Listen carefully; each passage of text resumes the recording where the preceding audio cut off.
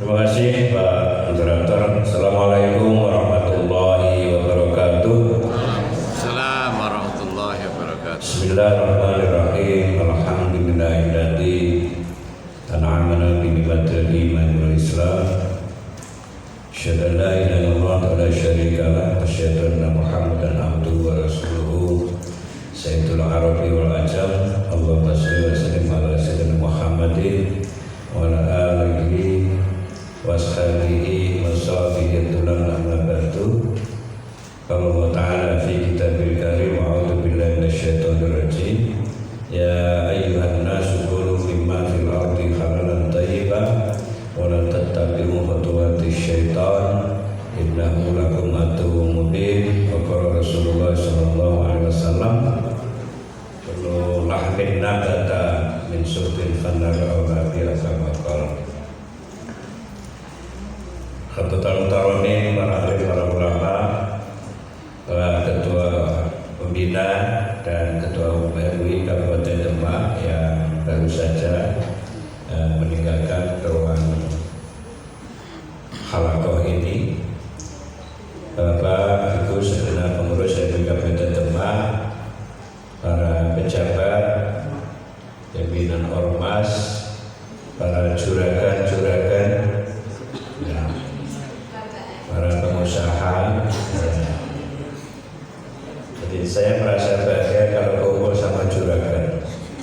Karena dulu pernah bercita-cita jadi juragan tapi tersesat menjadi dosen. Tersesat di jalan yang benar. Tapi kalau jadi dosen itu susah, kalau jadi juragan apalagi jadi orang kaya. Paling tidak kaya hati. Alhamdulillah wa syukurillah, hari ini saya bisa sowan di hadapan Bapak Ibu semua dalam acara halakoh tentang sertifikasi halal oleh BPJPH, yang dari BPJPH diwakili oleh Pak Kakanwil, diwakili oleh Pak Kabid urusan agama Islam. Biasanya kalau biasa mewakili itu nanti punya potongan jadi Kakanwil. Amin. Soal jahitan dan nasib itu soal dan nanti. Salam dan salam mari kita aturkan pada junjungan kita Nabi Muhammad sallallahu alaihi wasallam. Beliau yang mengajarkan pada kita semua untuk menjadi pedagang. Tidak ada perintah ya, kayak jadi dosen itu nggak ada kalimatnya. Yang ada itu kun aliman mau aliman gitu ya. Tetapi kalau soal jadi pedagang itu singkat saja itu lebih meyakinkan. Ya, beliau menegaskan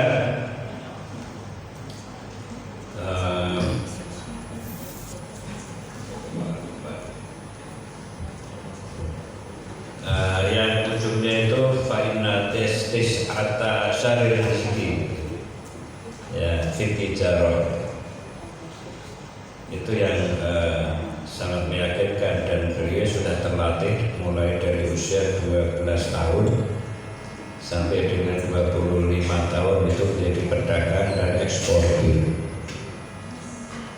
Karena itu wajar ketika berdagang sukses ke Irak, kemudian juragan kaya Siti Khadijah Al-Kubra itu kemudian penasaran, bahasa Demai naksir. Karena juragan kaya kalau naksir itu ngomong langsung kan gak pas gitu ya, maka mengutus Siti Nafisah ingat saya untuk nembung kepada Rasulullah, mau nggak jadi suamiku. Jadi meskipun ini antara pedagang dengan juragan gitu, tetapi Nabi juga nggak main-main. Maka ketika menikahi Siti Khadijah itu maharnya, wah ngeri Pak, nggak tahu nih, di Demak mungkin belum pernah ada ceritanya itu. Karena maharnya itu 20 ekor onta plus rupiah emas, itu kira-kira sekarang kalau dikuruskan dengan rupiah itu hampir 500 juta. Jadi maharnya hampir 1 miliar. Jadi mungkin karena waktu itu belum ada mukena dari parasit gitu ya. Karena sekarang kan biadawati sholah itu dan mukenanya dari parasit gitu ya.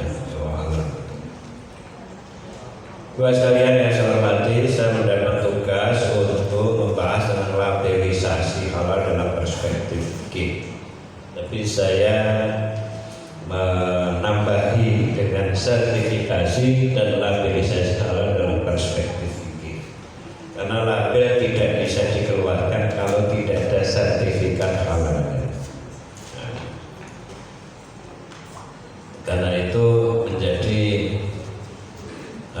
ilwasail hukum makosid itu bahasanya. Ya. Terus sekalian, tadi saya sudah mengutip surat Al-Baqarah ayat 168. Ini menariknya bagi para ulama mufassir yang disapa adalah ya ayyuhan nasu kulu mimma fil ardi halalan thayyiba. Maka di situ saya buat biru ya, Allah menegaskan kepada seluruh manusia bagi hambanya agar memakan dan atau mengkonsumsi produk yang halal dan thayyib. Tapi sebenarnya di situ halalan thayyiba, tidak pakai waw ataf, tapi halalan thayyiban. Halal sekaligus thayyib. Sekarang ini ada yang halal tapi tidak thayyib. Khususnya yang umur-umur tua kayak saya sudah kepala 6 itu kalau ditawarin sate kambing itu Pak mikir Pak. Ya paling-paling ya bisa 10 tusuk sesudah pol-polan. Tapi yang masih muda kayak Pak Mukhlas itu mungkin masih 30 tusuk itu benar. Artinya halal sendiri thayyib itu kan juga bagus itu, atau durian atau emping atau makanan-makanan yang itu menjadi tidak thayyib gitu ya. Yang kedua, sabda Rasulullah kullulah minna bata min sutin fanaru ini hadis riwayat Imam Ahmad. Ya ini sebagai dasar awal kenapa kemudian nanti akan sampai kepada bahasan tentang label halal. Ya. Label halalnya pun sekarang ini masih dua-duanya bisa dipakai Mbak sekalian. Kalau di slide itu di pojok kiri itu yang lama ada tulisan halal, kemudian ada tulisan menyebut ini solusi dari punya Bufi itu Al-Bas Bisul Ulama Indonesia, kemudian tulisan Latin Majelis Ulama Indonesia.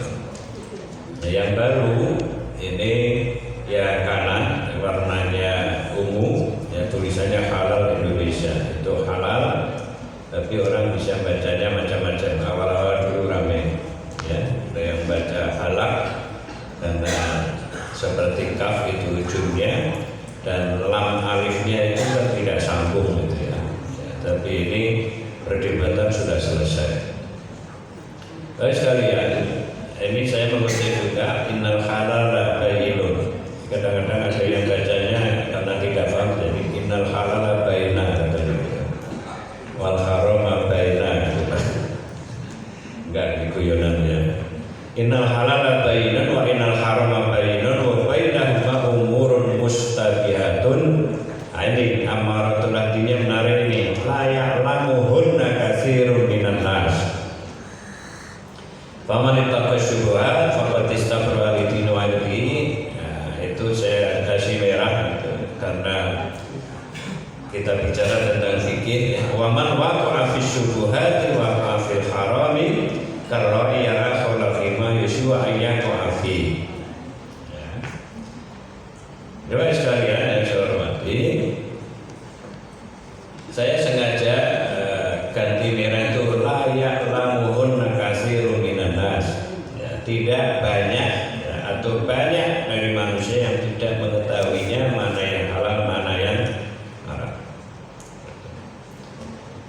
Karena itu ini yang menjadi penting. Rasulullah menegaskan bahwa yang halal jelas dan yang haram jelas, dan di antara keduanya ada yang tidak jelas atau sama. Saya ingat dulu di MUI Jawa Tengah itu agak sedikit terlambat membuat LP POM. Waktu itu saya sekretaris umum baru di tahun 2003 karena saya mulai diamanati menjadi Sekkum itu tahun 2000.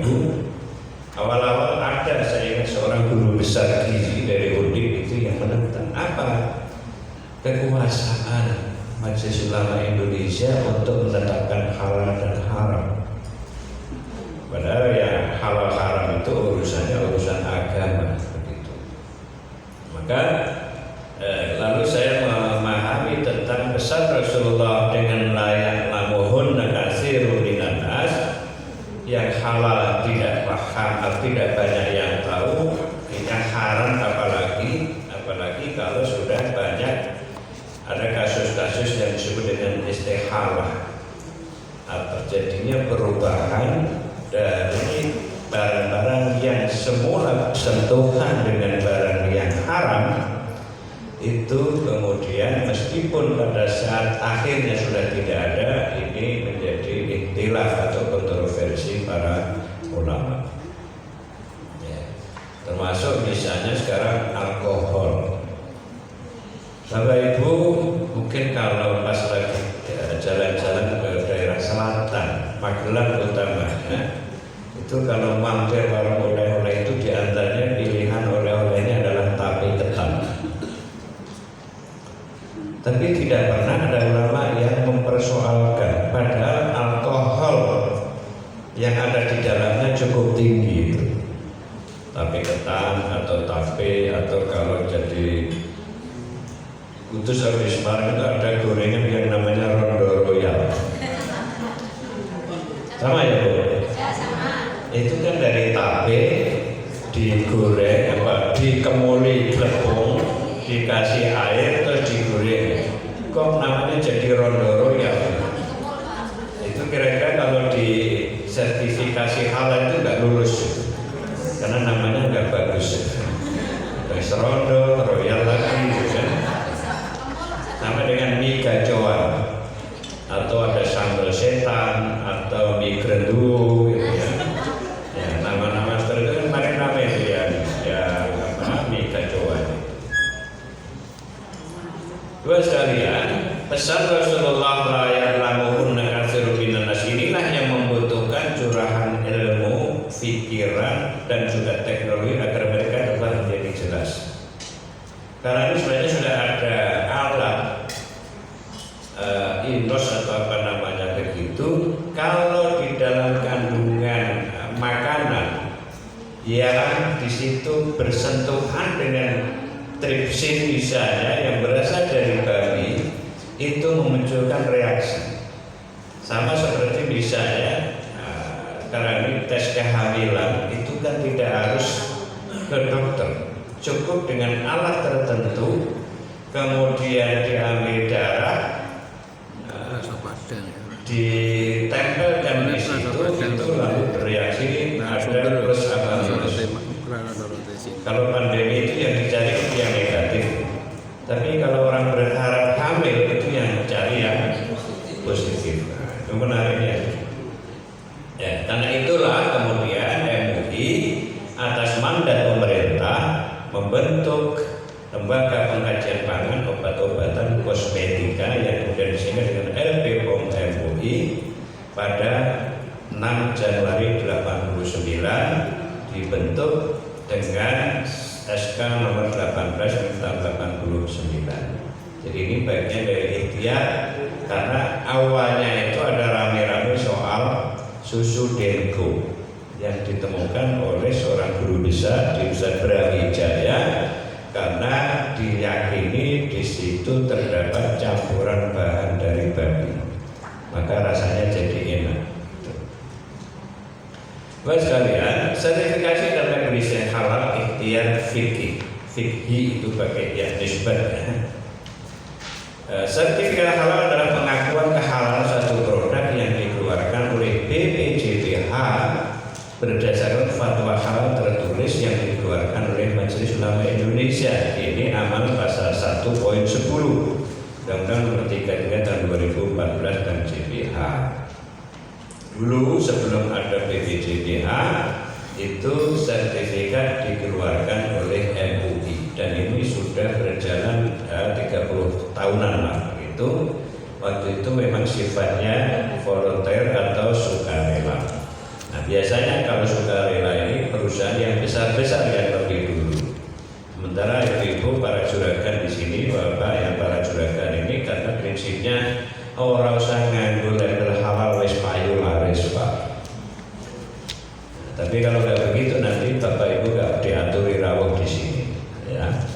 Itu. Ini Pak Kiai Moflas juga nunggu tahun 2022 menjelang akhir tahun, karena ini sudah bulan November. Sertifikasi halal, jadi bedanya sertifikat itu sudah jadi isim ya. Tapi kalau sertifikasi itu fi'il mabni ma'lum, ya, berusaha untuk mendapatkan sertifikat. Ya.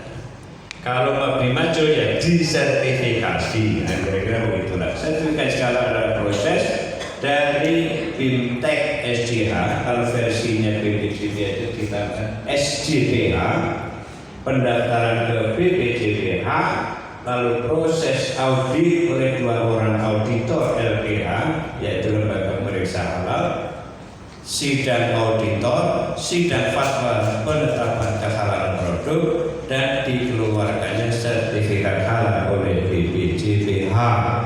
Jadi daftarnya di BPJPH, nanti sertifikat halalnya juga oleh BPJPH. Nah, yang memprosesnya Bapak LPH, lembaga pemeriksa halal. Nah, sekarang ini ya kira-kira masih paling banyak ya LPH, LPPOM. Meskipun sudah ada Sukovindo, ada surveyor, ada juga kampus-kampus itu bikin LPH semua. Saya kira-kira setengah tahun yang lalu Dirjen Pendis itu akan membuat LPH di setiap kampus, mungkin ada sekitar 58 kampus, tapi tidak tahu informasi terakhir, saya belum cek lagi. Yang berikutnya sekalian, setelah sertifikat halal sudah diterima, maka pelaku usaha dapat menerima label halal yang merupakan tanda kehalalan satu produk. Ini aman pasal 1 poin 11 dalam JBA untuk ditempelkan pada kemasan produk yang sudah jelas kehalalannya. Bapak Ibu, ya, kalau di botol ini, nah ini masih pakai logo yang sebelah kiri yang warna hijau tapi warnanya diganti hitam. Itu di sebelah kirinya barcode, ya. Kemudian ada gambar orang buang sampah, di sebelahnya ada SNI. Ini masih boleh dipakai sampai akhir Februari 2024, ya. Ini masa transisi. Karena sebenarnya para pengusaha itu pinginnya seperti yang lama. Tapi kalau ini kebijakan pemerintah itu kan berlakunya ya hukmul hakim ilzam, ya, wa yarfa'ul khilaf. Kalau negara hakim hukumah itu sudah menetapkan, maka tidak ada kata lain kecuali ilzam. Masa transisi dikasih kesempatan, kalau dalam tarikh tasrif disebutnya dengan at-tadrij fit tasrif, ya, bertahap. Karena para pengusaha sudah nyetak produk ini lama, gitu ya, label ini lama, maka diberi kesempatan sampai di akhir Februari 2024. Jadi masih 2 tahun lebih 1,5 bulan, kira-kira begitu. Jadi buat sekalian, langkah-langkah tersebut adalah langkah istimbali.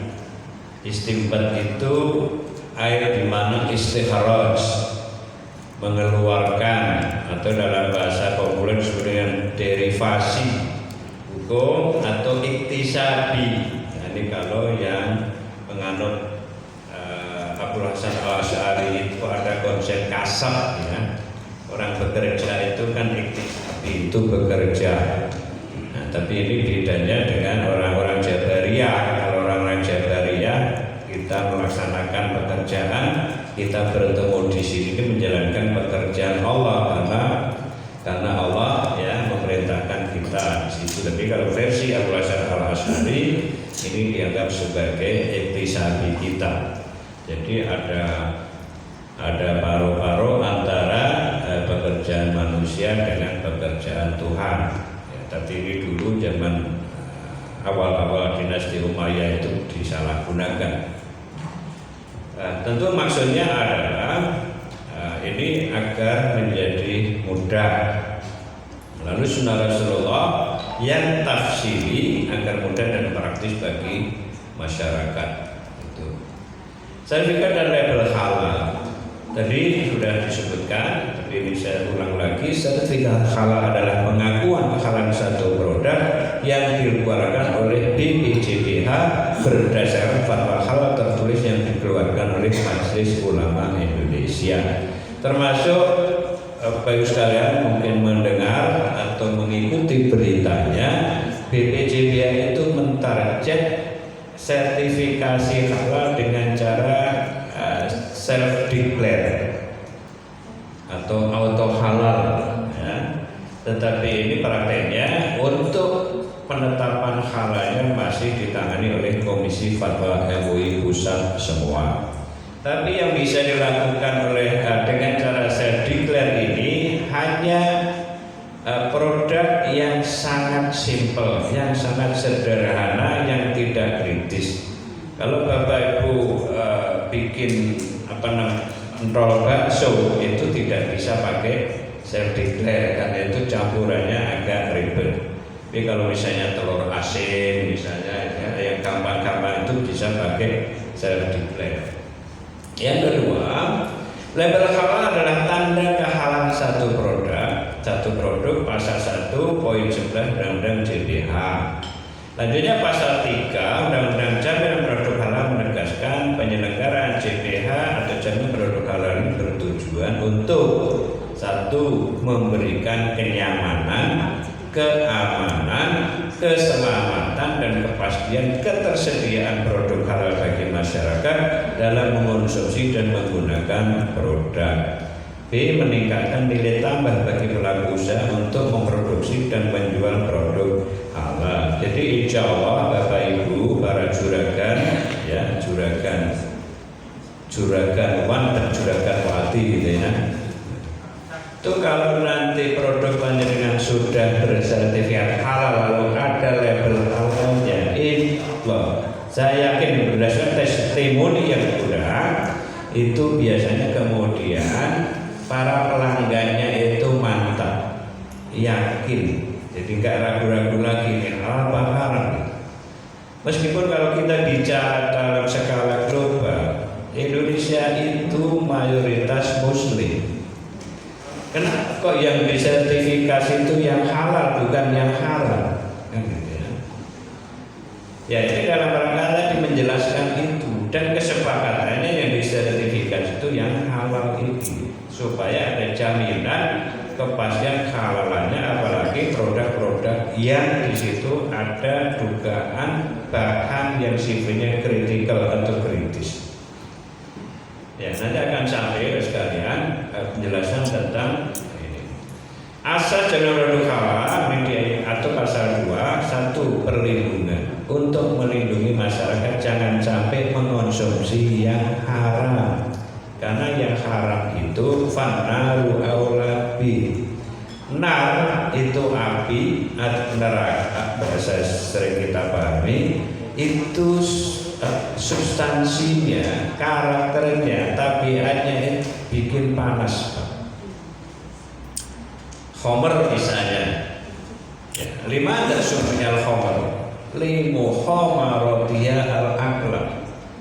Kenapa khomer itu diharamkan? Dan itu semua madhab sepakat, ya, ma askaro kasiruhu faqaluhu haramun. Itu yang namanya khomer. Kenapa khomer itu ya limu khomarotia al-akla? Karena bikin panas akal. Nah, sehingga ini kaitannya nanti sampai kepada orang yang qadar. Walladzina yarmunal muhsanati tsumma lam ya'tu bi arba'ati syuhada fajliduhum samanina jalda. Orang yang menuduh orang lain baik-baik melakukan zina tanpa 4 orang saksi, maka dia dikenai jilid 80, pelakunya 100. Kan selisihnya sedikit itu. Kenapa? Orang yang baik-baik dituduh zina itu adalah bagian dari pembunuhan karakter, fitnah yang luar biasa. Sementara Al-Quran menegaskan al-fitnatu asyaddu minal qatl. Ya, karena itu perlu dipikir. Ya, keadilan, kepastian hukum, akuntabilitas dan transparansi, efektivitas dan efisiensi, dan profesionalitas.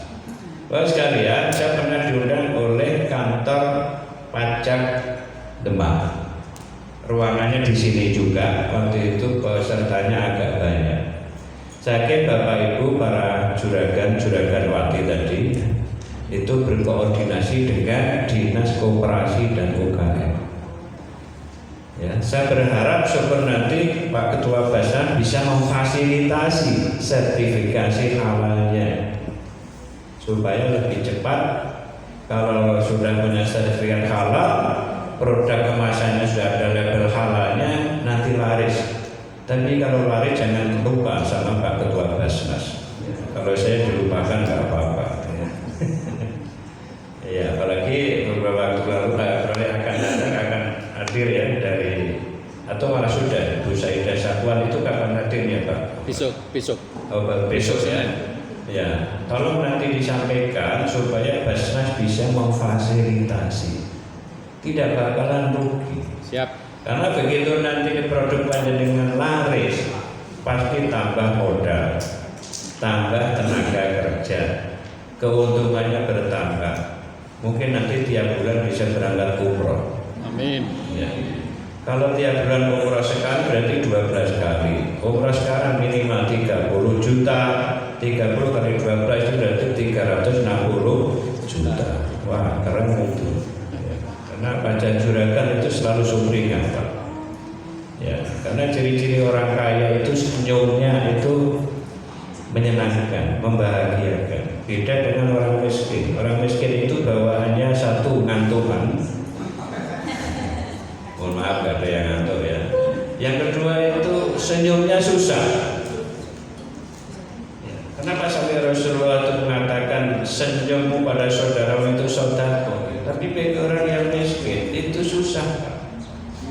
Gimana bisa tabasum karena hidupnya saja susah kan gitu kan? Maka kalaupun mungkin Bapak Ibu ada yang pernah mendengar Rasulullah itu berdoa, Allahumma ahyini miskinan wa amitni miskinan wa syurni fi zumratil masakin, itu harus dimaknai dalam konteks yang lebih bagus. Karena kalau jadi orang miskin itu nggak pernah sedekah. Sedekahnya paling ya senyum kan gitu. Tapi kalau orang kaya bisa bayar pajaknya gede, bayar zakatnya juga besar, itu infak dan sedekahnya juga. Jadi peluang mengamalkan ayat walladzina yunfiquna amwalahum fi sabilillahi kamasalih habbatin ambatan sab'a sanabila fi kulli sumbulatin mi'atu habbah. Pahalanya 700 kali berapa infak yang diberikan. Bapak sekalian, ini tadi sudah sampaikan, tapi ini saya ulang lagi untuk poin kedua. Latar belakang pembentukan LPKOM MUI adalah mandat dari pemerintah atau negara agar Majelis Ulama Indonesia berperan secara aktif dalam meredakan kasus lemah babi di Indonesia pada tahun 88. Dasarnya nota kesepakatan tersebut kemudian disusul dengan penerbitan keputusan Menteri Agama nomor 518 tahun 2001 dan KMA 519 tahun 2001 juga, yang menguatkan MUI sebagai lembaga sertifikasi halal serta melakukan pemeriksaan audit atau penetapan fatwa dan menerbitkan sertifikat halal. Jadi selama dari tahun 89 sampai dengan 17 Oktober 2019 itu sertifikat halal dan label halal itu dikeluarkan oleh Majelis Ulama Indonesia. Baru setelah ada Undang-Undang Nomor 33 tahun 2014 tentang jamiah produk halal, ada BPJPH dan mulai launching melayani 17 Oktober tahun 2019. Selanjutnya sekalian, di dalam memeriksa sertifikat halal itu, auditor LP POM MUI memeriksa merupakan kepanjangan tangan wakil sekaligus pelaksana tugas ulama dalam mengkaji, menganalisis titik kritis kehalan satu produk dengan berbasis sains dan teknologi. Karena apa? Sekarang ini untuk menjadi auditor itu yang ilmunya syariah kayak saya dan Pak Kabit ini gak laku. Yang laku sarjana gizi, teknologi pangan, kimia, biologi, itu yang laku Pak. Tetapi ada persyaratan harus paham tentang ilmu syariah. Selanjutnya, hasil pengkajian dan analisis kemudian dilaporkan, disidangkan dulu sebenarnya di LP POM MUI yang kami menyebutnya sidang auditor halal. Terus sekarang ini kalau di LP POM MUI Jawa Tengah itu 1 minggu 2 kali, hari Selasa dan Rabu. Kemudian nanti hari Jumat itu ada sidang komisi fatwa untuk menetapkan kehalalan bagi yang memang sudah aman, sudah lolos dari sidang auditor. Kemudian hasilnya dikirim ke BPJPH untuk dikeluarkan sertifikat halalnya. Kalau sertifikat halal sudah keluar, maka diikuti dengan pemberian label halal. Awal-awal dulu ini LP POM itu dalam kerjasama dengan Badan POM, Badan Agama, Pertanian, Koperasi UKM, Perdagangan, Perindustrian, Kelautan Perikanan, Pariwisata dan Kreatif, dan sudah perguruan tinggi, karena ini kalau dibutuhkan adanya laboratorium. Karena produk-produk yang tadi disebut dengan kritikal atau kritis itu memerlukan kerja laboratorium untuk mendeteksi hal-hal yang diduga di situ kritis dan ada kemungkinan diambil dari bahan-bahan yang tidak mudah dideteksi secara kasat mata. Sekalian, pada saat LP POM berusia 25 tahun itu semakin menunjukkan terus berjalan banyak, pikir berjalankan ya. Terus, oke. Eksistensinya sebagai lembaga sertifikat halal yang kredibel baik di tingkat nasional maupun internasional. Jadi lembaga-lembaga yang mengeluarkan sertifikat halal dari luar negeri itu juga diaudit oleh POM MUI dan juga sekarang ini oleh BPJPH. Ya. Pada saat itu sistem sertifikasi jaminan halal yang dirancang serta diimplementasikan oleh BPMUI telah pula diakui bahkan juga diadopsi oleh lembaga-lembaga sertifikasi halal luar negeri yang waktu itu mencapai 39 lembaga dari 23 negara. Baik sekalian,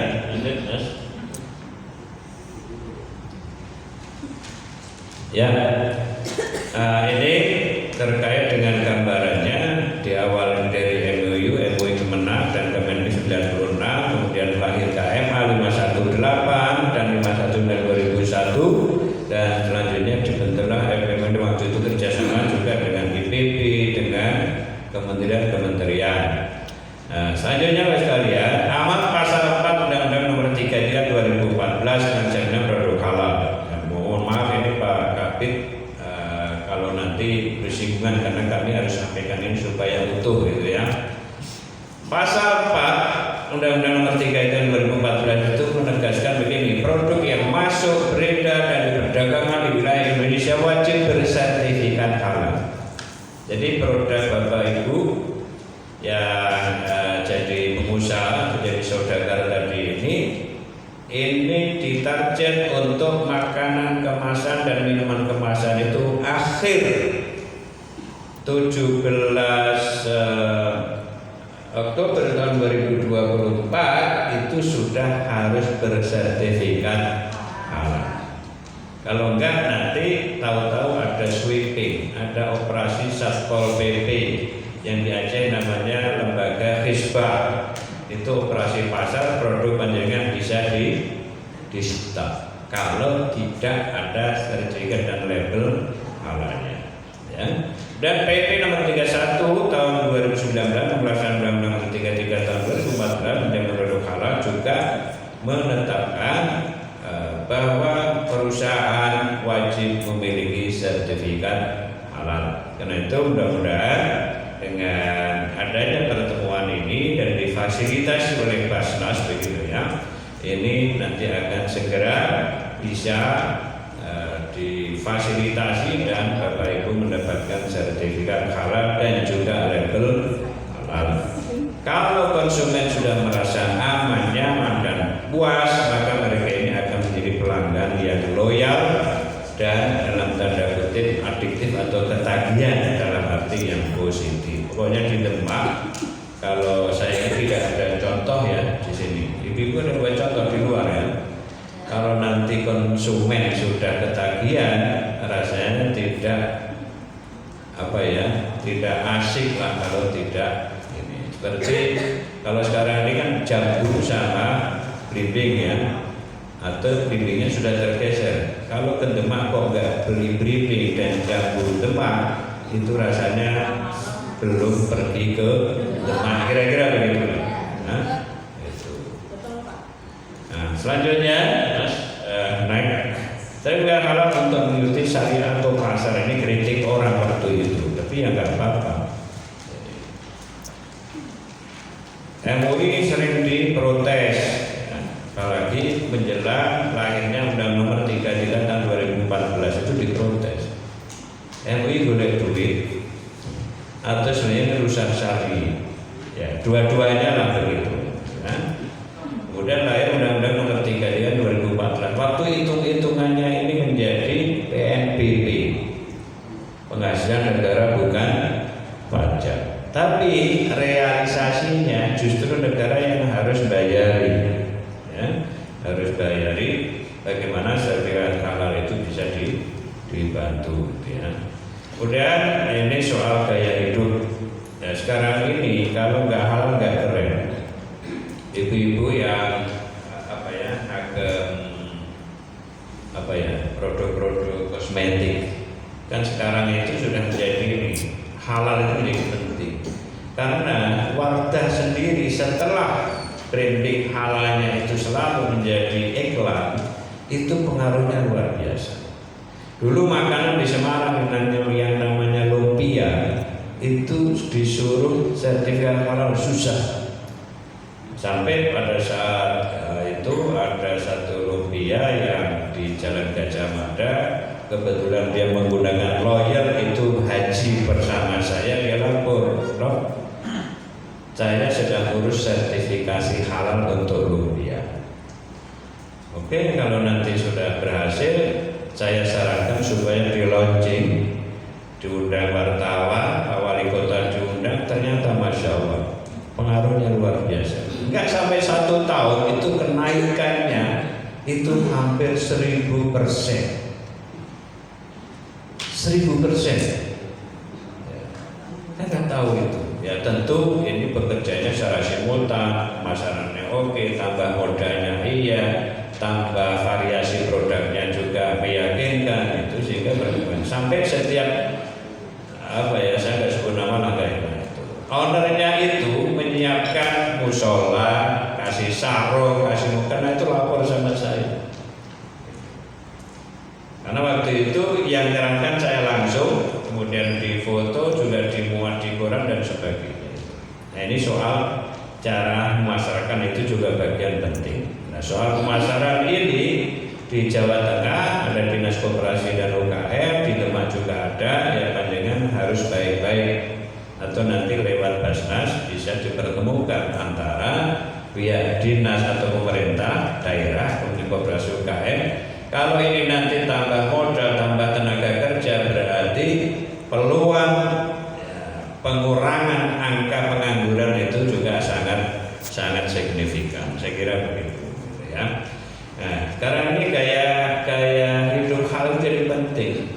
Bahkan ada orang bikin kulkas saja dimintakan sertifikat halal. Ya. Nah, saya kira ini pengalaman dari BPOM MUI selama 30 tahun dilewati. Lanjut ke konsep halal berikutnya. Bapak sekalian, tadi sudah disinggung, halal itu halal zatnya, halal cara memperolehnya, tidak hasil nyolong, tidak hasil korupsi, tidak hasil menggelapkan gitu, dan halal cara penyembelihan hewan. Bapak sekalian, khususnya ibu-ibu yang belanja ayam potong, ayam untuk digoreng. Karena sekarang ini menyembelih sendiri, bubuti sendiri itu saya kira satu pekerjaan yang rumit. Tapi Bapak Ibu bisa perhatikan, apabila luka leher ayam itu tidak melebar, itu dapat diduga 90% sembelihannya tidak beres. Karena aturan penyembelihan itu ada hulqum, ada marik, ada wajatain. Ada jalan nafas, ada jalan makanan gitu ya, dan ada urat. Itu yang harus disembelih. Kalau ayam sehat disembelih itu pasti lukanya melebar. Tapi kalau leher ayam yang disembelih itu lubangnya bundar gitu ya, itu dapat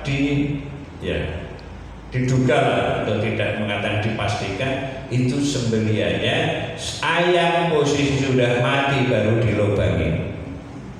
Bahasa ahlinya tiren, sudah mati kemarin baru dilubangi. Nah, kira-kira kalau sembelihan itu dia tidak mengindahkan perintah Rasul, idza dzabhtum fahsinut dzibhah atau dzabhah. Kalau kalian menyembelih hewan, maka sembelihlah dengan cara yang baik, yang pisaunya tajam, yang tidak pakai gergaji, nyembelihnya juga di hadapan ke kiblat, disebut nama Allah, ya, dan dilakukan oleh juleha yang bersertifikat. Idealnya begitu, tapi praktiknya di lapangan ini masih kita sering abai. Itu sering juga ngomong pesan sama istri, kok kalau beli ayam yang sembelihannya itu diyakini sembelihan yang halal. Kadang-kadang sembelihan yang ngawur itu belum mati, baru disembelih itu langsung masuk air panas. Itu kan nyiksa ayam. Harusnya mati dulu, baru dimasukkan air panas. Yang suhunya juga nggak boleh terlalu panas. Kalau terlalu panas nanti diputer di alat itu yang jerujinya pakai karet itu bisa brodol semua itu. Bukan hanya bulunya tapi sampai kulit-kulitnya gitu. Itu juga begitu. Kemudian halal cara memproses ya. Jadi ini bagi yang berpengalaman tentu jelas. Nah, ini kira-kira prosesnya begini. Ada halal datinya, ada proses, ada hasil. Kalau barangnya halal, diprosesnya halal, maka hasilnya halal. Kalau barangnya halal, tetapi diprosesnya haram karena diputus atau karena sudah mati baru dilubangi lehernya, itu ya berarti haram. Apalagi yang barangnya memang jelas haram. Nah, ini gambarnya bisa hijau sebenarnya yang bawah. Julehanya sudah bersertifikat, tapi kalau barang curian ya tetap saja. Saya jadi ingat zaman kecil dulu, masih muda. Waktu itu kan masih hidup susah ya, makanya nasi jagung gitu ya. Tidurnya nggak pernah di rumah, tidurnya di musola atau di masjid gitu ya. Kalau lapar itu terus masak bareng-bareng. Nyamper enroke tombone, ya, masak rame-rame. Nah, supaya tidak jadi makan yang haram, begitu matang dimasak, yang punya entok diundang, diajak makan rame-rame. Ya, tapi nggak dibilangin dulu. Tahu-tahu besok paginya yang punya entok hilang, sialan. Entok mau dijual nggak ada. Kita tinggal ngomong, kan sudah dimakan rame-rame tadi malam kan itu. Nah itu itu pemutihan Pak. Tapi zaman susah kan boleh ya. Tapi sekarang nggak ada lagi. Karena ini anak-anak itu zaman saya kecil kalau orang tua dapat undangan manakib atau selamatan itu dapat berkat itu berebut Pak.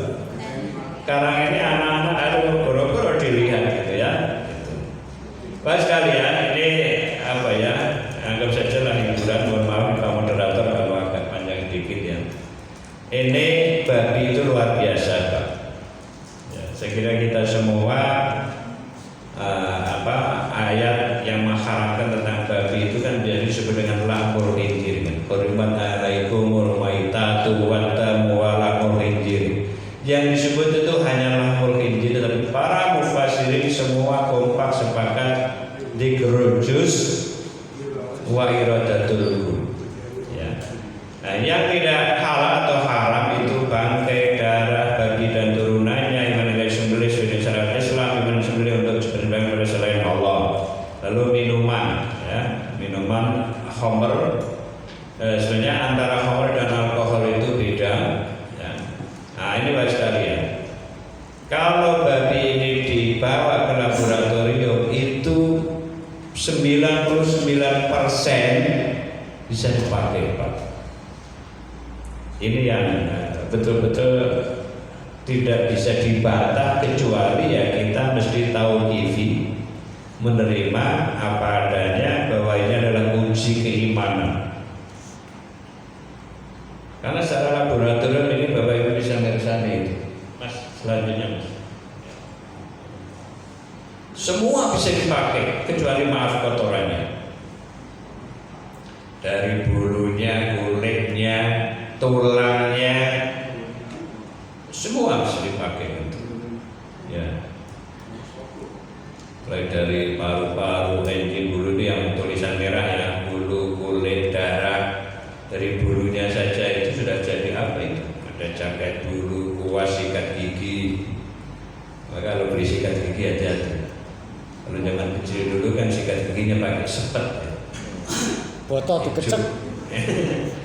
Ijuk itu ya, belum ada siwak. Ya. Kemudian sampo yang pakai perang kan dulu ya. Sekarang mana ada itu. Dan dagingnya apalagi lemaknya, tulang, ya, gelatin dan sebagainya ini Masya Allah.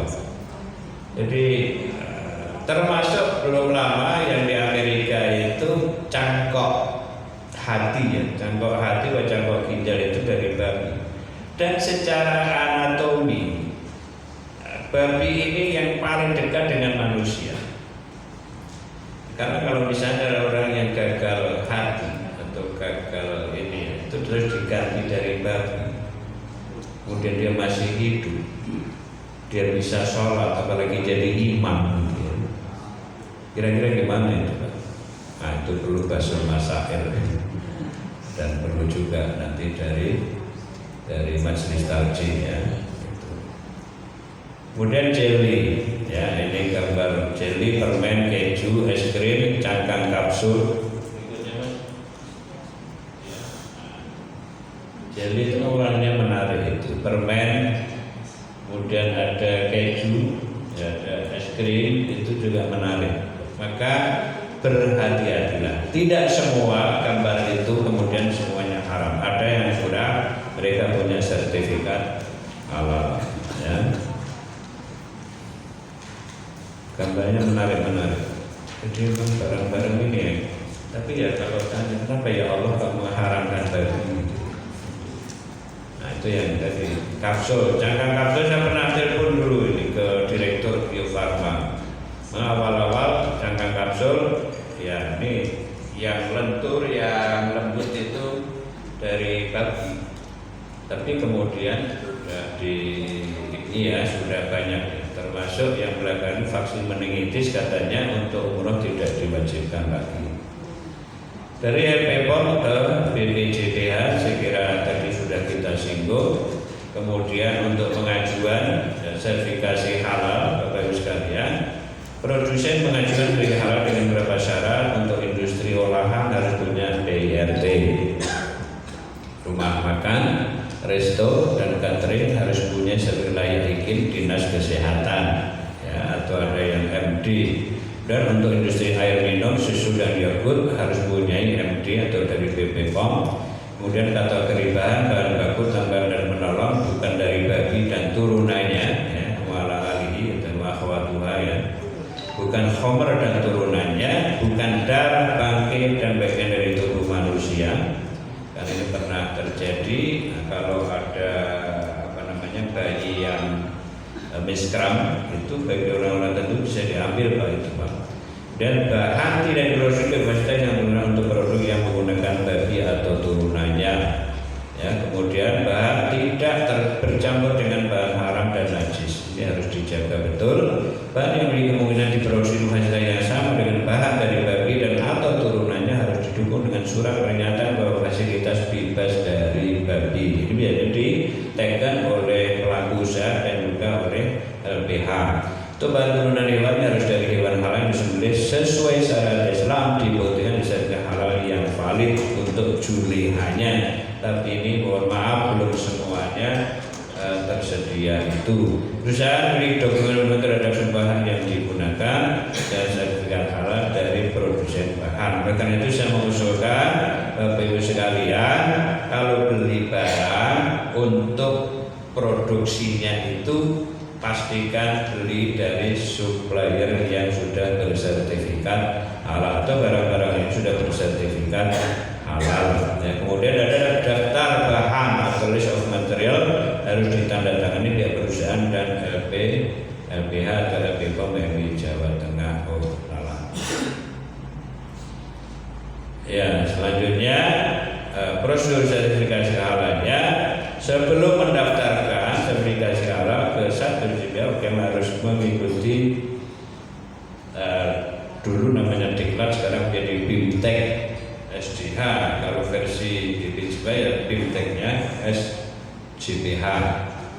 Dulu pendaftaran itu lewat Satgas, tapi sekarang sudah ada aplikasi. Sekarang nanti saya kira Pak Kabit akan menjelaskan.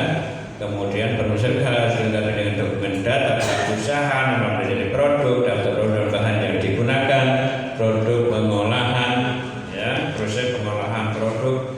Selanjutnya kita memberikan rekomendasi pada industri LPH yang apa yang dipakai, mau ke LPPOM MUI, mau ke Sukovindo, mau ke Surveyor atau LPH-nya kampus. Ya, kemudian setelah ditetapkan, maka dalam waktu paling lama 5 hari kerja dihitung sejak dokumen permohonan sebagai dimaksud pada pasal 29 sudah dinyatakan lengkap. Selanjutnya LPM sebagai lembaga periksa halal ya mendaftar ke LPPOM, ya, LPH, kemudian daftar secara online. Kita sudah punya serol dan formulir yang diisi secara dokumen pendukungnya diupload. Kemudian semua dokumen diperlukan di email, ya, atau dimasukkan. Biasanya kalau nanti Bapak Ibu ikut BIMTEK SCH dan jaminan halal itu nanti sudah didampingi untuk bisa mendaftar ke BPOM melalui online. Ya. Telah melakukan pendaftaran berkas yang diperiksa terlebih dahulu secara online, kalau sudah lengkap dan tidak ada masalah, segera dijadwalkan pelaksanaan audit dan penugasan auditor. Telah audit dilakukan lapor oleh BPOM untuk dipersiapkan bahan rapat dengan Komisi Fatwa. Komisi Fatwa dalam rapat di Komisi Fatwa MUI Jawa Tengah setiap Jumat. Kemudian bila Komisi Fatwa menyetujui, maka nanti dikeluarkan keterangan fatwa halal untuk dikirim ke BPJB dan selanjutnya itu, ya. Baik sekalian, karena nanti ini akan dijelaskan oleh Pak Kabit dari BPJBH.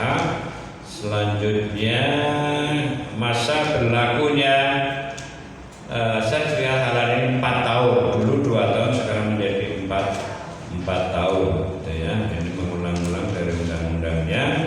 Nah, ini yang sampai hari ini alhamdulillah sudah lancar. Tapi ada saat-saat kemarin itu fatwa halal sudah dikirim yang mestinya maksimal 3 hari. Bahkan kalau menurut undang-undang Cipta Kerja itu 1 hari BPJB itu harus mengeluarkan. Nah, ini di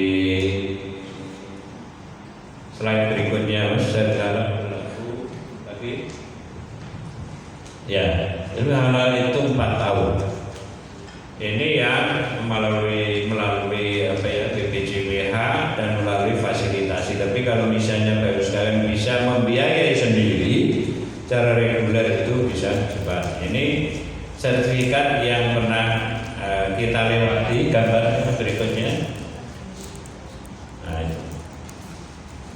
tadinya syariah halal itu seperti yang paling kiri, yang tanda tangan 3 orang. Kalau di Jawa Tengah saya sebagai Direktur BPOMI, Ketua Komisi Fatwa dan Ketua Umum MUI.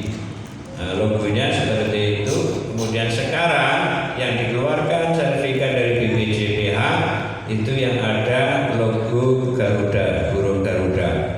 Tulisannya Syahadatul Halal, ada bahasa Arab, ada bahasa Inggrisnya, lalu ada nomor, itu kode menunjukkan tahun. Nah, pernah ada, ini hasil dari yang diupayakan oleh BPJPH yang dulu, itu gambarnya seperti yang nomor 4 itu ya, sebelah kanan. Itu ada segi 4 diagonal tulisan halal, lalu di bawahnya tulisan halal bahasa Indonesia. Ini sudah disetujui oleh Kementerian Hukum dan HAM pada saat itu. Kemudian yang terakhir ini Kementerian Agama mengeluarkan logo halal yang berwarna ungu itu, ya. Nah, ini yang di negara-negara lain itu ada itu lanjutnya. Oke. Nah, itu gambar model sertifikat dari negara lain.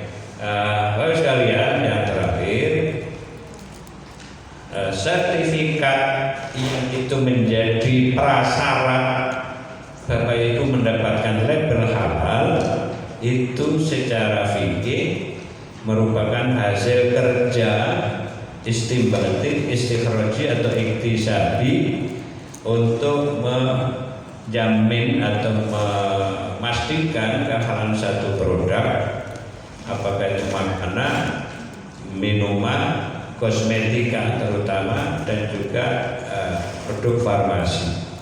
Memang produk farmasi ini masih sangat sulit, bahkan saya berusaha menyampaikan kepada teman-teman di Mukisi ya, list Surah Kesehatan Islami itu, karena lambang farmasi sampai sekarang itu masih kepala ular ya, dan cawan. Ya, ini yang dulu mitos dari Yunani itu ceritanya Pak.